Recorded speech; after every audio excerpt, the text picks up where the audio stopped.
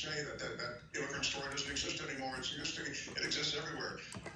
It is true that on an ongoing basis, you have highly gifted, technically skilled immigrants coming to this country, and they're washing floors and working in janitorial services, working in what you might be considered less skilled or unskilled labor to make money for the next generation, their generation in America. So I know it still does exist, but the pots and pans in the street part is what and the ragman son part is the part that I just associate with a certain vintage of immigrant, Yeah, that's exactly right. And 50 years from now, they'll associate, mowing the lawn or whatever it is that immigrants do today, right? And so, it's kind of badass. So, the reason I brought that up is because he didn't have $1 to gamble with. So ain't nobody gambling when you don't have any money, right? And so I had the privilege of being able to be in a position to be able to gamble, and that's thanks to my dad. And as you can tell, I respect him tremendously. But bottom line, though, Mark, is that back to the loving yourself conversation. Yeah, no, my parents, they wouldn't be as extreme as you. I'm saying this if it's hypothetical, but it's not. I mean, I've had conversations like that with them, and they're always like, knock on wood, and you never know, and it's no, right? Evil eye and all that stuff, right? But then your friends are, of course, like, I will, come on, what do I care when you love yourself? F off. And on and on and on, until you can go, wait a minute. Yeah, we can never say that out loud, right? And there's something wrong about that. Like, no, we should all love ourselves. That's a super healthy thing, but yet we're never allowed to say that for fear of offending others. The confidence is something that you want, but when you're too forward with it or outspoken with it, not outspoken with your confidence, you can say, like, there's a huge difference actually between these two things. You know what? I'm very confident. I'm very confident in myself. I'm confident in my ability to do jobs. I'm confident in my ability to learn things. I'm confident in my ability to interact with people. I'm confident. I have confidence in myself. There's nothing that would necessarily make your skin crawl about that comment. I mean, you might wonder in what context that kind of utterance would come out, but if you then do your thing, Jake, which is you know what? I love myself. I love everything about myself. I love the way I think. I love the way I just make decisions. I just love myself. I really do. There is a quality of peacocking to that is obnoxious. Wouldn't you agree with that? In general? It feels that way. It feels that, of course. That's why we don't do it, right? Now, having said that, I'm here to tell you guys, get beyond it and do it, okay? And here, I'm going to do it right now. I feel kind of like, should I? Like, it's funny how awkward and, like, taboo it is to say something that we should all think, okay? But I'm going to break that taboo. So, look, guys, I've got tons of weaknesses. I talk about them on the show all the time. Ain't nobody close to perfect. If you got good, take it and run, okay? If you got good on some things, take it and run. You don't have to be good at all things. You don't have to be very good or excellent at all things.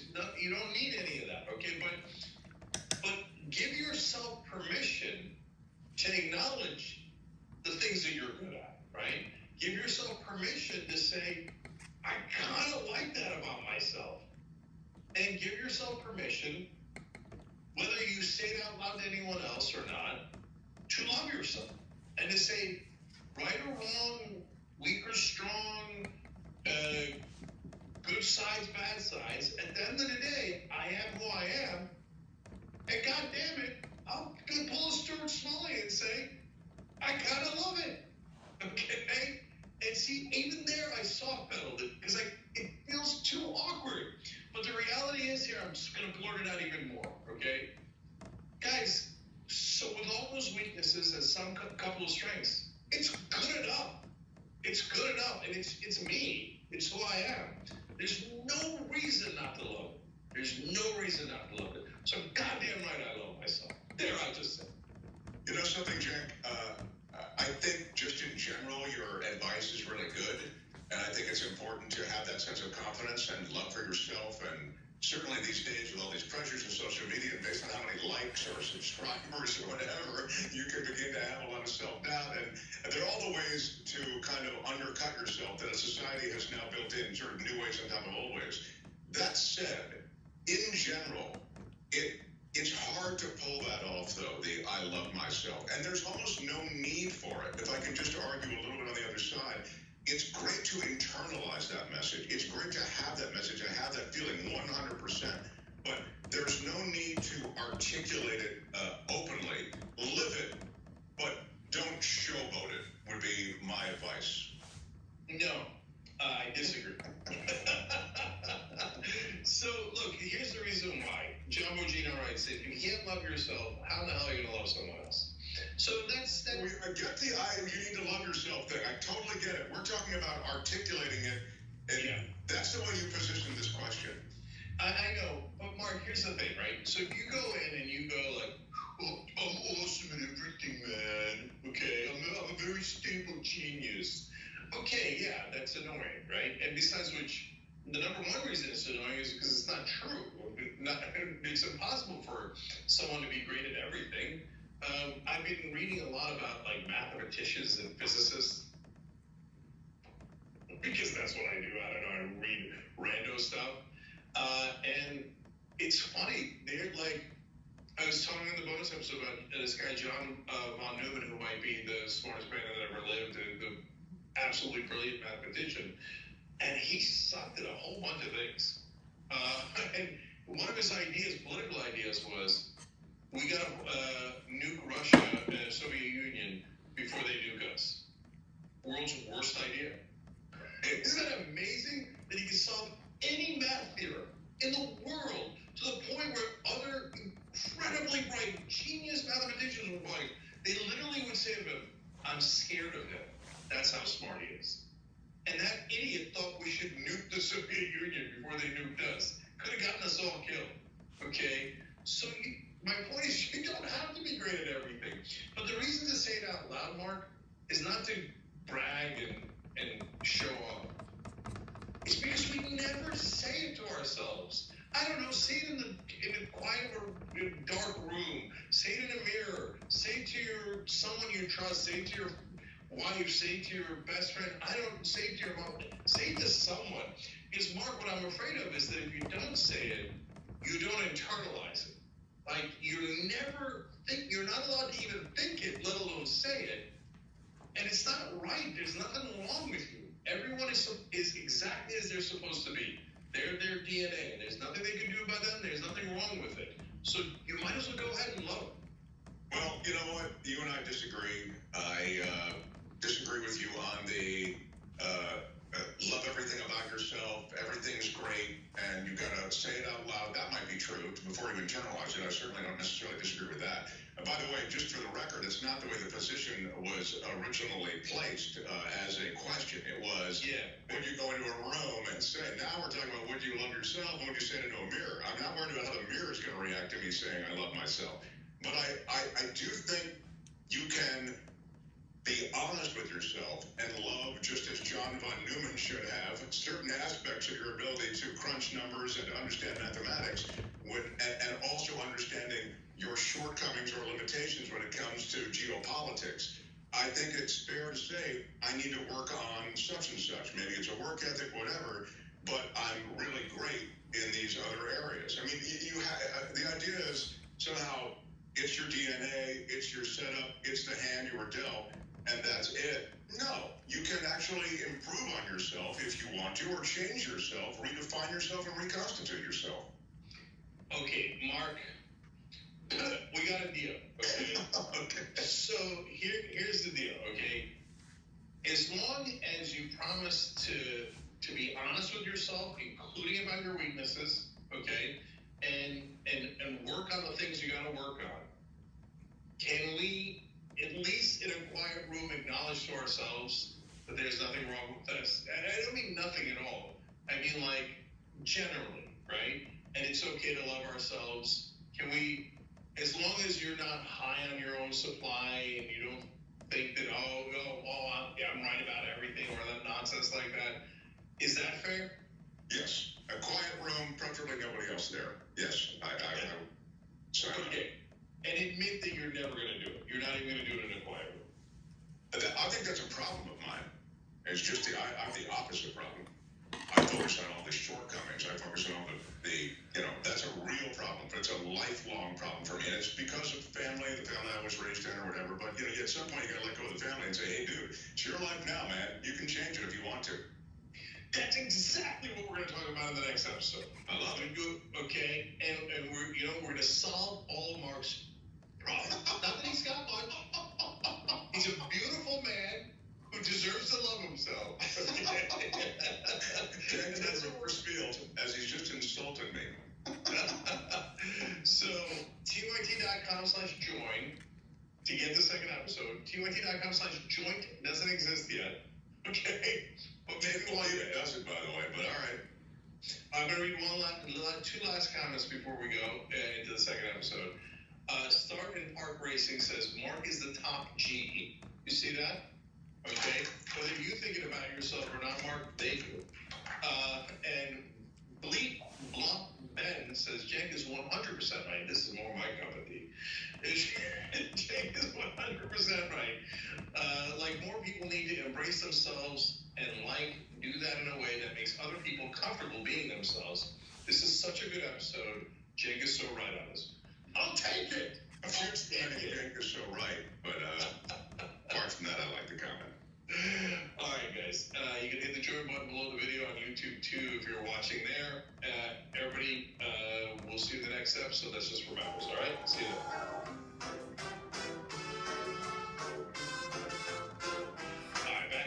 Jake Huger, Mark Thompson with you guys.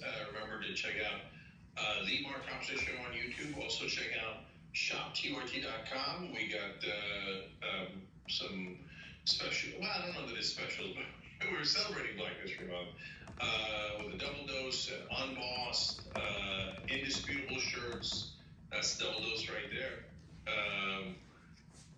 I think that's so awesome. And Dr. Rashad Ritchie, he's like a John Von Neumann kind of guy. There's something special about that guy. He just got degrees in physics and quantum mechanics. Wow. That's a conversation stopper, don't you think? Yeah. Bro, what was your major? I was a history major. Yeah, poli-sci. I got pre-law. No. Physics and quantum mechanics, or whatever you said. What's correct?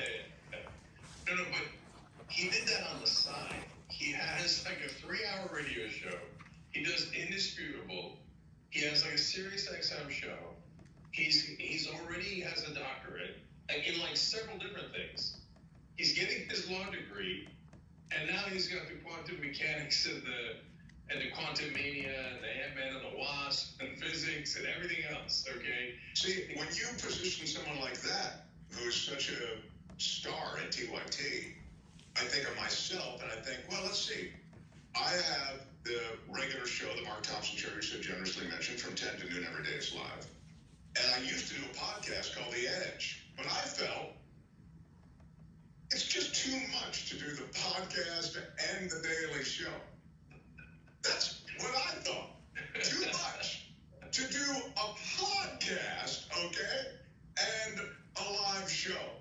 Are you kidding me? Okay. That's why I have insecure. That's why I don't feel great about myself, Cenk. For just this reason. And thank you for the example. Dr. Ritchie's a perfect example of why I don't feel good about myself. He does a talk show and a podcast before his first cup of coffee. But Mark, that goes to my point, though. Listen, we don't all have to be Rashad Ritchie, okay? So, look, and I love him. He's special. He's awesome. He's fantastic. I celebrate him. But I also celebrate people who don't have a degree in quantum mechanics, like you, okay? Yeah, in other words, you celebrate some people who've just kind of settled. No. So, really early on, when we're doing the radio show, it still sticks with me, and I even wrote about it in the book. Ben and I were, and back then I wasn't, look, I voted for Al Gore, and I was very far down the road of becoming progressive, but I still had some conservative leanings from my Republican days, right? And so I got into a debate with Ben about, look, people are like on the left are too down on the American dream. The American dream is totally possible. It's real. We should go for it. Just bootstraps, work hard. My dad sold pots and pans and all this stuff. And Ben said something that really stuck with me. He said, "Did it ever occur to you that your dad might be extraordinary?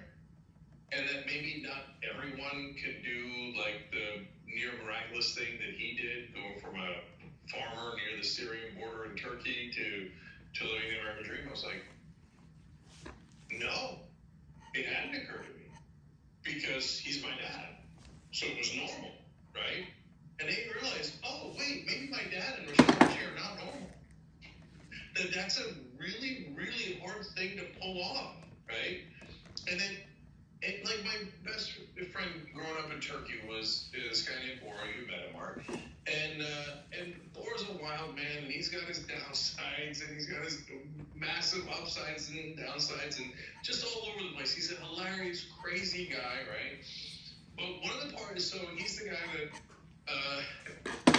I never know who I told these stories to. If you listen to Old School long enough, you'll become a better friend of mine than all my friends, because you'll have heard all my stories, as opposed to like Mark will have heard 40%, Ben will have heard 55% of the stories I said. So I was playing pitch and putt with Bora once, Mark, and he's a guy that's very particular, and he doesn't need you to, help him with anything or anything like that. And so I'm going to go back to the original story, then I'll come back to the golf story, and then I'll come back and tell you why I was telling you about Bora. That's permitted, all right. Okay, so we're in training day.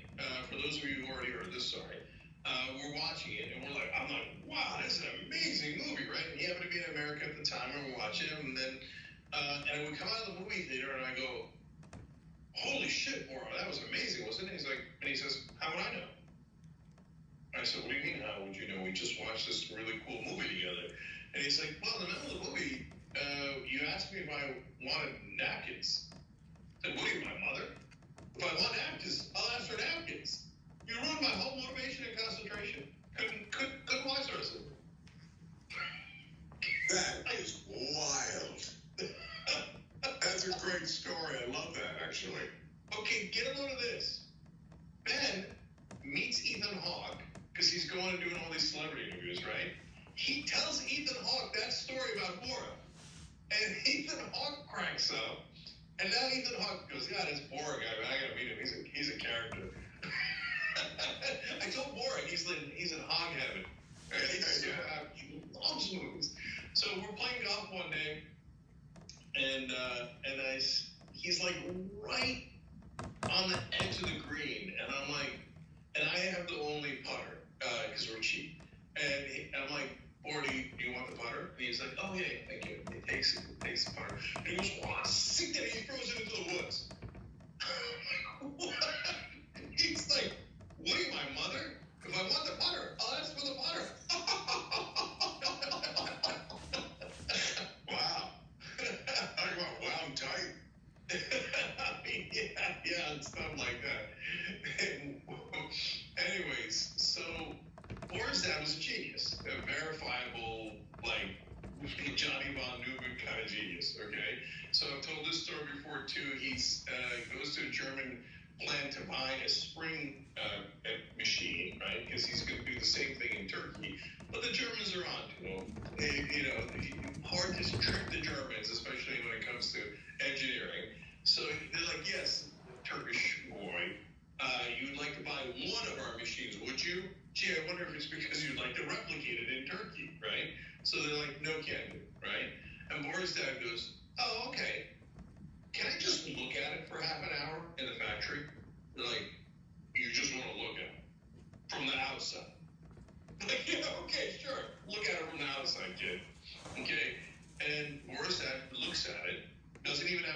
or a pen, just stares at it for half an hour, goes back to his hotel room, draws up a spring machine, and develops springs and pipes for brake systems in your cars that are still in your GMs and Ford today. Okay? Like, and he designed it better than the original German machine, and it's the highest quality product in the whole world for the last 40, 50 years. Okay? That's a great story. Yeah, so Bora's dad, just in the short amount of time that I spent with him, he died young, taught me so many things. Like, part of like the philosophy behind Young Turks is from Bora's dad. So he taught me how to catch flies. So it's still a neat little trick, and I, show my kids, I show people, and people, every time, right? So I can, catching a fly or hitting a fly, etc. is hard, right? It's very hard, right? And in fact, in Karate Kid, remember somebody how he catches it with the chopsticks or whatever? I can do that. No, I'm kidding. I can't do it with chopsticks. But I can kill almost any fly anytime I want, right? So how do I do it? Because Bora's dad taught me, you don't hit the fly where he is. You hit the fly where he's gonna be, okay? And so let's say the fly landed here, right about here. You clap right here above it, and it flies right into your clap, and you got it, okay?